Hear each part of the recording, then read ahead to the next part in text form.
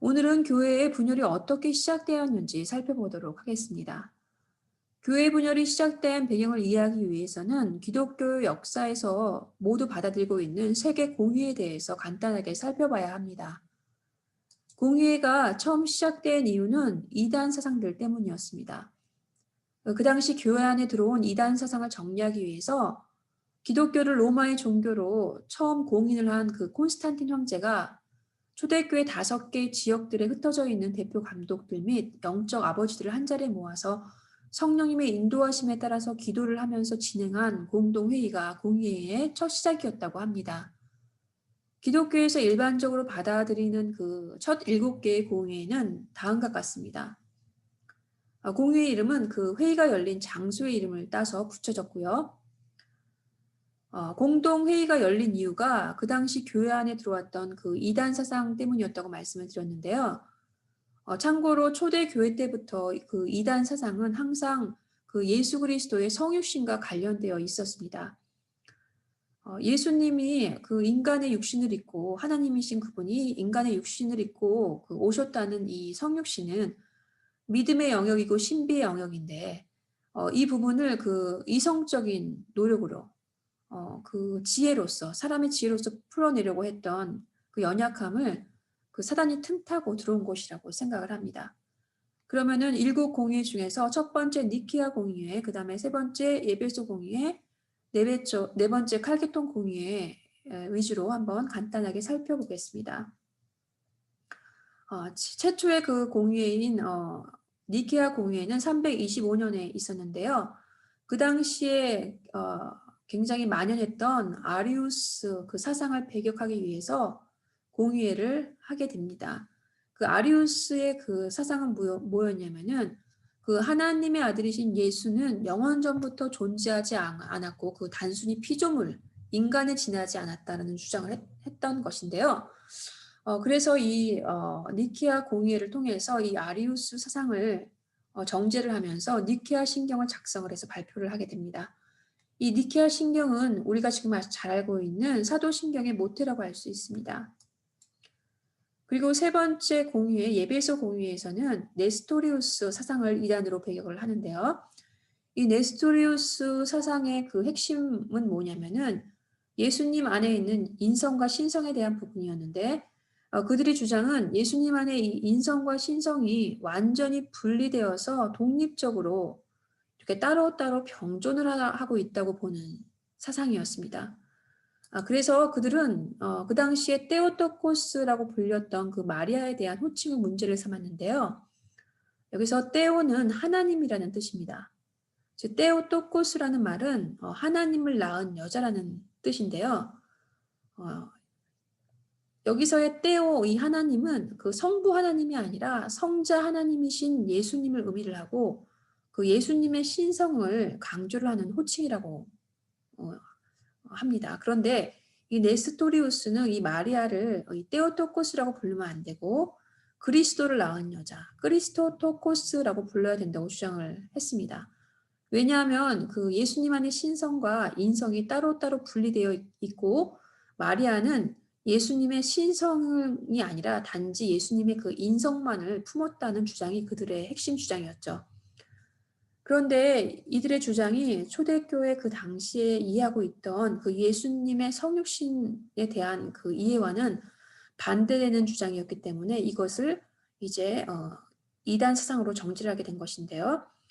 예수님의 그 성육신에 대한 이해는 초대교회에 따르면은 그 예수님의 성육신으로 말미암아서 어, 그 인간 안에 있던 그 타락한 성품을 예수님이 이제 그것을 가져가시고 이제 대신에 하나님이신 그 예수님의 신성한 성품을 우리에게 넣어 주셨다라는 것이 그 성육신에 대한 중요한 이해의 하나였습니다.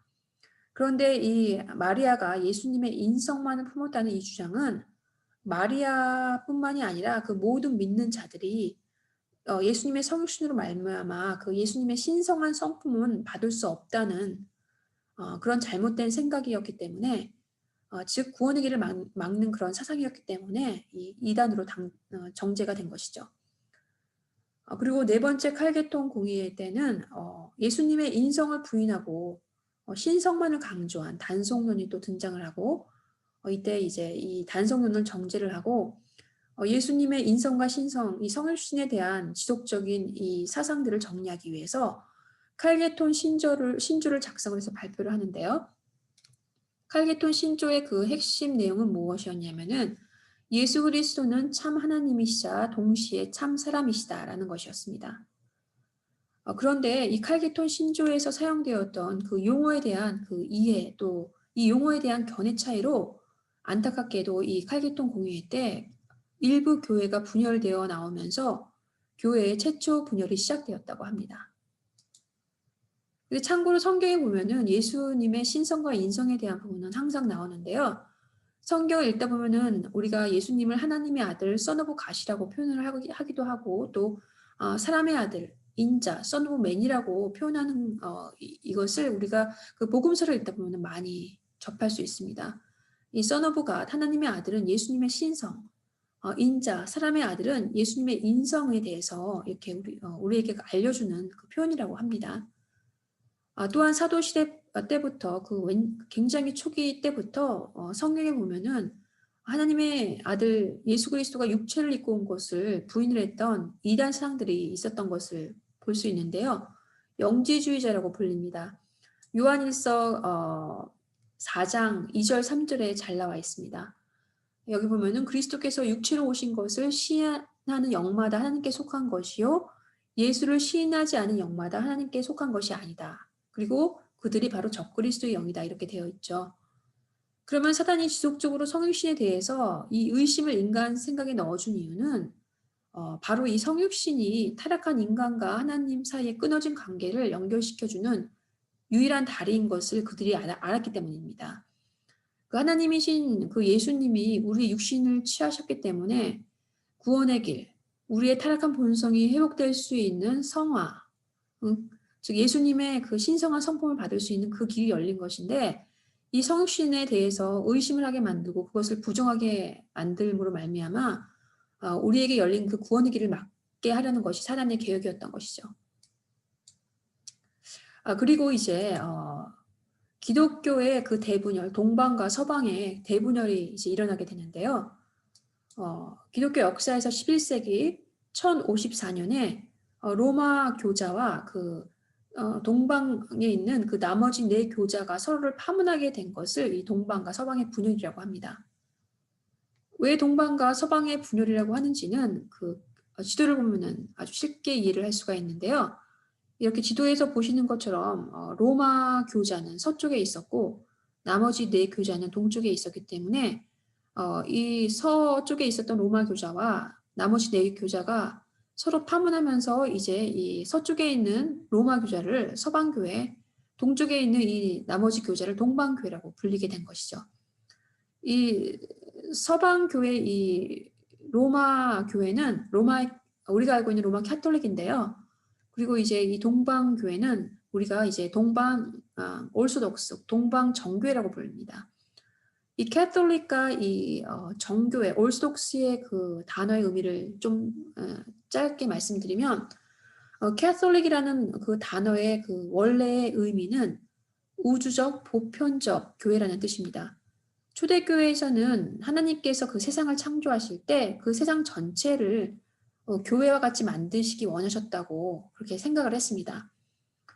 그리고 동방교회의 정교회 그 올소독스에서 올소독스란 말은 진리를 수호하는 전통교회라는 뜻입니다.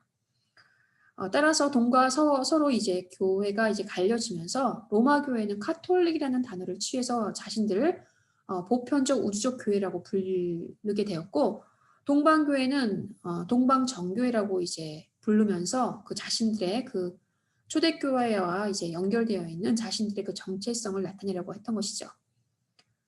그런데 이런 대분열은 어느 날 갑자기 일어난 것이 아닙니다. 그 수세기에 걸쳐서 교회 안에 틈타고 들어온 그 신학적인 견해 차이와 그 교리적인 견해 차이, 또 정치적인 그 수익권에 대한 문제가 계속되어 오다가 11세기 초에 이르러서 결국 서로가 서로를 파문하는 그런 대분열에 이르게 된 것입니다.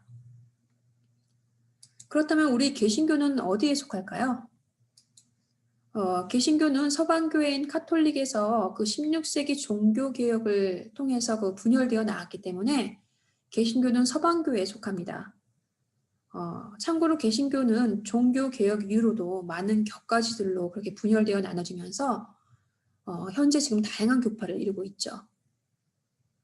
지금까지 교회 분열의 역사에 대해서 아주 간단하게 살펴보았습니다.